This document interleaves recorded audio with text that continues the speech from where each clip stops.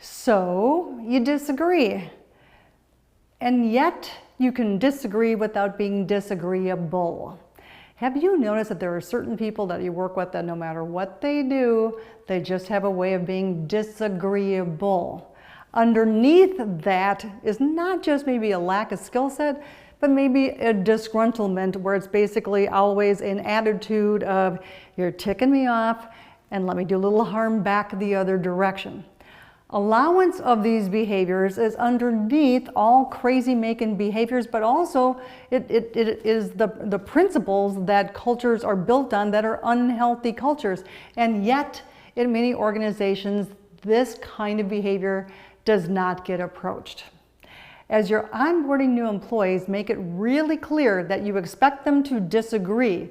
You didn't hire them to be bobbleheads to agree with everything that you said. You've hired them to think and challenge, but how they challenge makes a difference.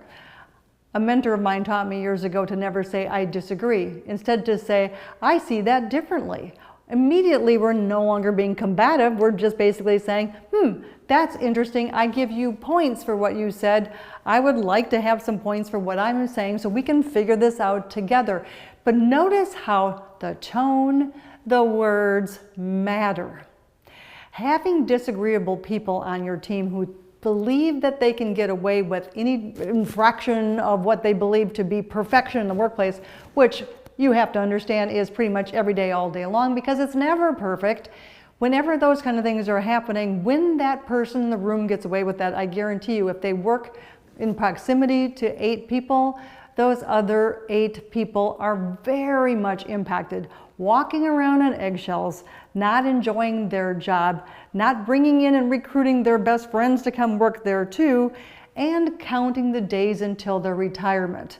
Learning to understand that we must deal with those who disagree in disagreeable ways so that they don't suck the energy out of the room is part of what it means to be an executive. Again, going back to what I was talking about a couple weeks ago, you got to grow a backbone to make sure you deal with those things. And again, as you're bringing it up, you don't need to be disagreeable. You just need to say, this is how we do things around here. We're going to expect you to always do it that way. Do we agree on that? Can I hold you accountable? Great, you can count on that being the case. Looking forward to working with you under these new parameters.